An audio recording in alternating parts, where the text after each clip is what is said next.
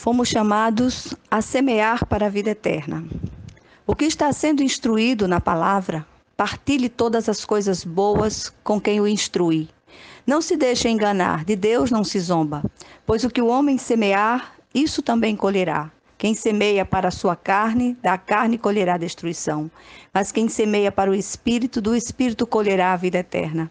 E não nos cansemos de fazer o bem, pois no tempo próprio colheremos, se não desanimarmos. Portanto, enquanto temos oportunidade, façamos o bem a todos, especialmente aos da família da fé. Gálatas 6, de 6 a 10. Despertemos a semear para o Espírito com vistas a uma boa colheita para a eternidade. A lei da semeadura e colheita apresentada aqui pelo apóstolo Paulo mostra o quão ordeira e implacável ela é. Só colhemos aquilo que plantamos. Como cristãos, somos chamados a semear para o Espírito. Os irmãos das igrejas daquela região estavam sendo alertados quanto à semeadura carnal que estavam fazendo sob a influência nefasta dos judaizantes. É impossível colher um fruto de uma semente diferente da qual plantamos. Somos livres para fazermos a nossa semeadura da forma que queremos, mas seremos escravos da colheita que produziremos. Aqui fica um alerta para todos nós indistintamente. Se desejarmos uma colheita diferente, mudemos a semente que estamos usando em nossa semeadura. É simples assim, nenhuma semeadura fica sem colheita. Há vários tipos de sementes, algumas frutificam logo, outras levam anos para dar seu fruto. Mas cedo ou tarde a colheita vem. Portanto, tenhamos cuidado com as sementes que temos semeado. A semeadura do cristão implica em pelo menos 3 atitudes. Primeira atitude, fazer participante de todas as coisas boas aquele que o instruiu na palavra de Deus. Que coisas boas são essas? A primeira parte do texto tem sido muito mal aplicada pelos divulgadores da teologia da prosperidade. Há da parte deles sempre uma aplicação de bens materiais partilhados por aqueles que estão debaixo de sua autoridade espiritual, para o seu deleite. Contudo, embora seja justo acudir àqueles que se desgastam no ensino das Escrituras nas horas de suas necessidades, creio que o partilhar aqui descrito vai muito além de coisas materiais.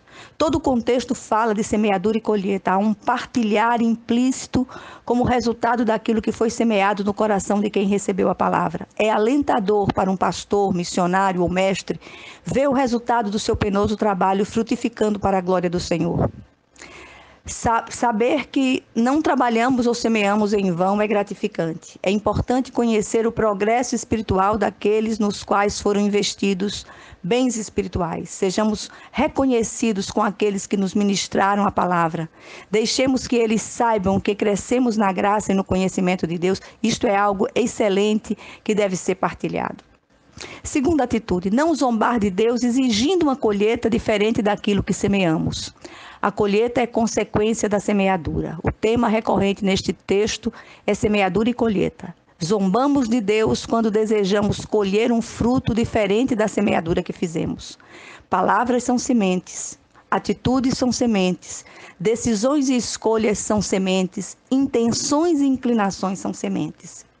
Em Romanos, Paulo diz: Deus retribuirá a cada um conforme o seu procedimento. O profeta Oséias diz: eles semeiam vento e colhem tempestades. Semeiem retidão para si,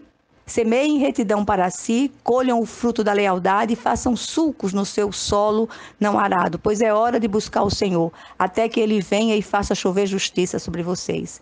Mas vocês plantaram a impiedade, colheram o mal e comeram o fruto do engano, visto que vocês têm confiado na sua própria força e nos seus muitos guerreiros. Em 2 Coríntios, Paulo diz: lembrem-se, aquele que semeia pouco também colherá pouco, e aquele que semeia com fartura também colherá fartamente. Aquele que supre a semente ao que semeia e o pão ao que come, também lhe suprirá e aumentará a semente e fará crescer os frutos da sua justiça. Cuidado com as nossas semeaduras. Não zombemos de Deus exigindo dele um fruto diferente das sementes que plantamos. Semente bendita produz fruto bendito. Semente maldita produz fruto maldito. Semear para o Espírito gera vida. Semear para a carne gera morte. Terceira atitude: semear o bem sem nos cansar. No final Paulo chama seus leitores mais uma vez à responsabilidade de fazer o bem a todos, mas especialmente aos da família da fé.